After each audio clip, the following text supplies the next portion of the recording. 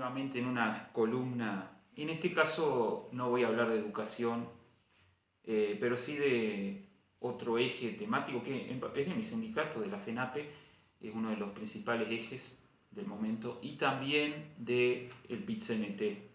Como saben, bueno, los docentes estamos también nucleados como FENAPE dentro de la CCU, con otro sindicato de la educación, y del PIT-CNT con el resto de los sindicatos hermanos.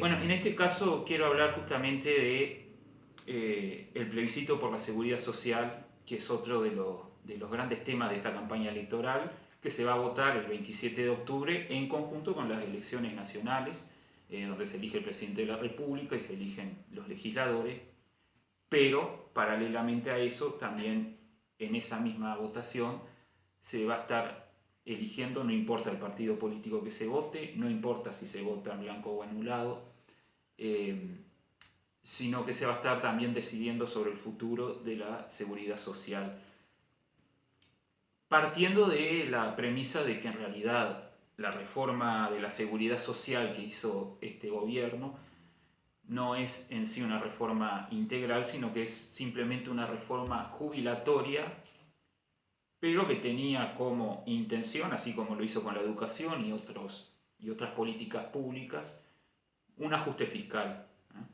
Solamente se reformó cargando toda la financiación del BPS y de las demás cajas, cargándola sobre los trabajadores y jubilados, pero no se tocó para nada el capital, ni siquiera otras formas de innovaciones tecnológicas que se han dado que podrían mejorar esa financiación. Solo se cargó sobre los trabajadores y jubilados.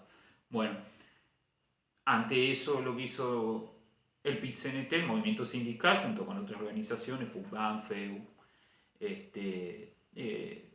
fue proponer una enmienda constitucional que se discutió en las internas de estas organizaciones y bueno, con eso se resolvió salir a juntar firmas. Se lograron juntar 430.000 firmas, o sea, casi medio millón de firmas, que la Corte Electoral terminó de validar hace unas semanas y bueno, ahí se aprobó llevar a consulta esta enmienda constitucional de origen social netamente. Apoyan algunos partidos políticos pequeños, pero los grandes partidos políticos no apoyan este plebiscito o no lo apoyan de forma unificada. Y bueno, lo que quedó fue esta papeleta del sí, que la muestro acá, que ahí contiene todo el texto que se incorporaría en la Constitución de la República si el 27 de octubre más de la mitad de los ciudadanos, el 50% más uno de los votantes, dice que sí, pone esta papeleta, ensobra esta papeleta con la lista del partido que quiera votar o sola, sin ninguna lista. Bueno, y plantea tres puntos importantes. Uno es que las jubilaciones mínimas se equiparen al salario mínimo nacional. Hoy está en 18.000 pesos la jubilación mínima. El salario mínimo nacional está en un poco más de 22.000 pesos. Eso significaría un incremento de más de 3.000 pesos de las jubilaciones mínimas. No es mucho, pero asegura a futuro que no se haga lo que se está haciendo ahora, por ejemplo, ¿no? Que en realidad pagarle un adelanto en julio a los jubilados y después adelanto el gobierno se los descuenta en enero. Evitar eso y que, bueno, que suban automáticamente cuando se sube el salario mínimo, que el salario mínimo recordemos que es producto de la lucha sindical, no la sube ningún gobierno por generosidad, sino que porque hay consejos de salarios y eso, bueno, hace que el salario mínimo tenga que subir cada tanto, porque suben los sueldos de todos los sectores laborales. El otro punto es que se revierta lo que hizo la actual reforma jubilatoria, que la edad de jubilación obligatoria sea a los 60 años y no a los 65 o más, como lo establece esta ley, porque esta ley también deja abierta la posibilidad de aumentar la edad de jubilación por arriba de los 65. Hoy el mínimo es 65, pero el día de mañana cualquier gobierno dice no, tenemos que subirlo más y lo suben porque la ley lo permite. Y bueno, el tercer punto, la derogación, desaparición de las AFAP. En realidad, la eliminación del lucro en la seguridad social. Esto significa la eliminación de las AFAP, que como cualquiera sabe han traído, se está pagando jubilaciones de miseria con las AFAP. En realidad, la jubilación mínima la paga el BPS, pero las AFAP se quedan con mucho dinero de los aportantes. Después más adelante desarrollaremos estos puntos. Pero ahora yo lo que quiero leer es justamente párrafos textuales de la papeleta, de lo que va a quedar en la Constitución, si prospera el plebiscito, para que no se anden diciendo cosas que después se inventan, ¿no? Que inventan los detractores. El primer artículo que plantea esta papeleta dice: la seguridad social es un derecho humano fundamental, no susceptible de lucro. El Estado, bajo su responsabilidad, organizará el sistema ateniéndose a los siguientes principios rectores: A, universalidad; B, solidaridad social intergeneracional e intrageneracional; C, integralidad; D, participación social; E, afiliación obligatoria; F, suficiencia de las prestaciones. O sea, acá se establece algo que es innovador, que la seguridad social es un derecho humano. Y como todo derecho humano es inalienable, no se puede, cuando hay algún problema económico, no se puede ajustar tocando un derecho humano, por ejemplo, ¿no?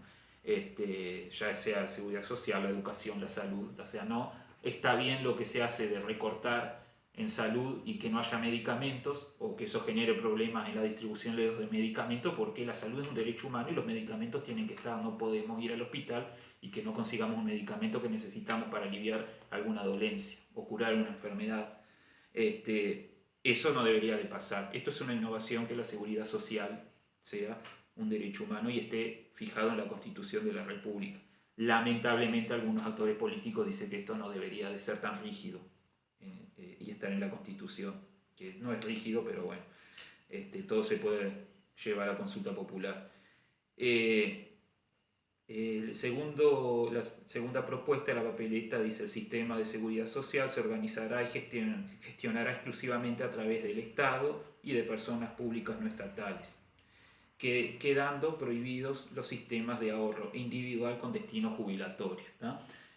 No se elimina los ahorros que no sean distributivos, que son los que paga el BPS. Sí se eliminan los ahorros individuales con destino jubilatorio, pero no los ahorros individuales, porque ahorros individuales puede seguir habiendo por el Banco de la República, por el Banco de Seguros, en cooperativas de ahorro y crédito. Siguen existiendo, son legales, no los elimina, como dicen algunos actores políticos. Sí se eliminan con destino jubilatorio. ¿Por qué? Porque las jubilaciones son un derecho humano y tiene que asegurarlo el Estado y la sociedad.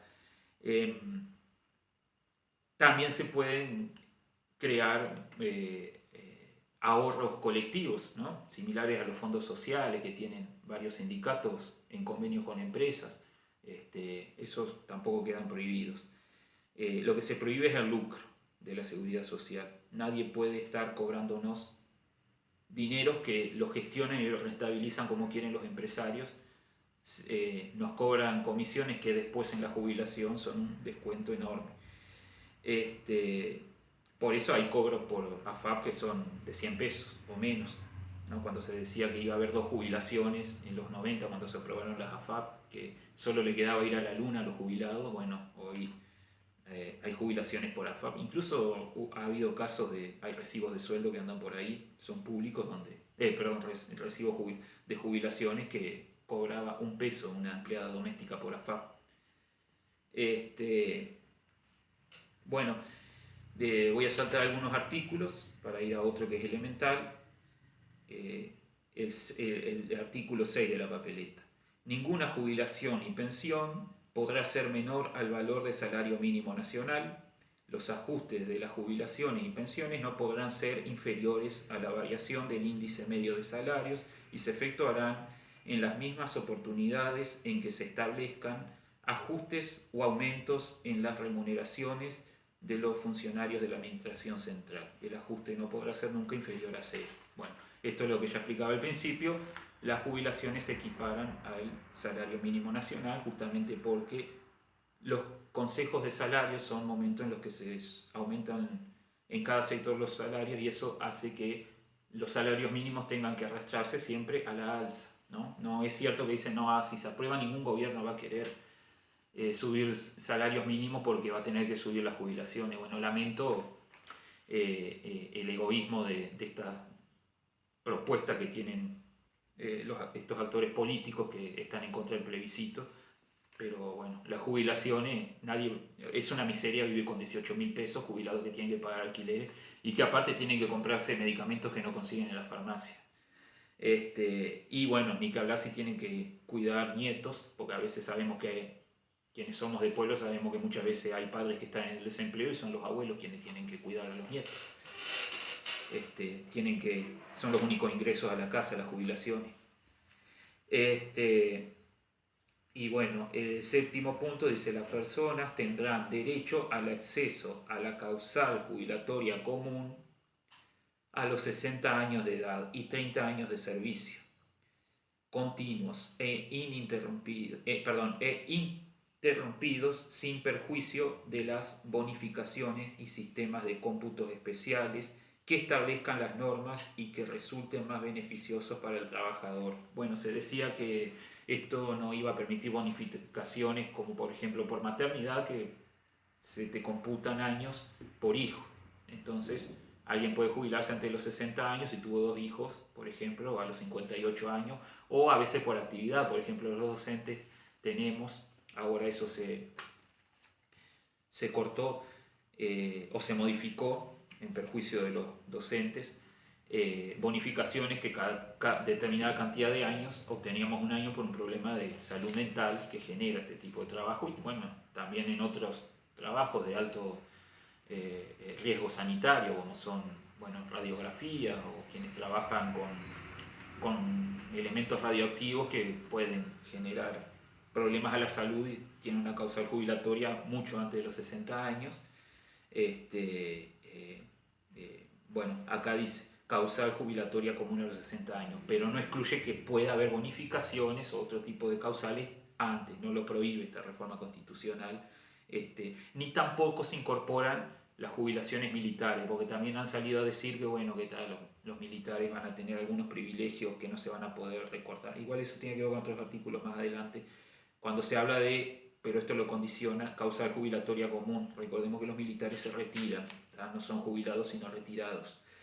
Bueno, y después disposiciones transitorias especiales.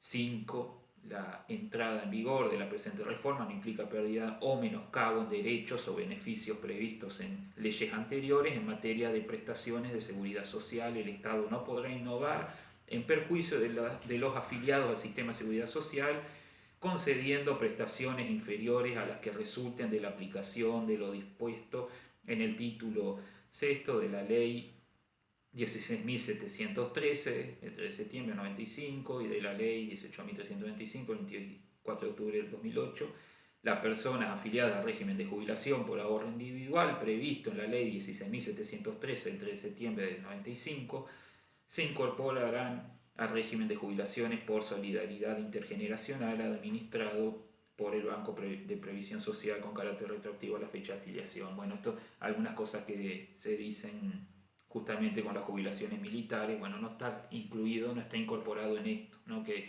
bueno, algunos detractores del plebiscito,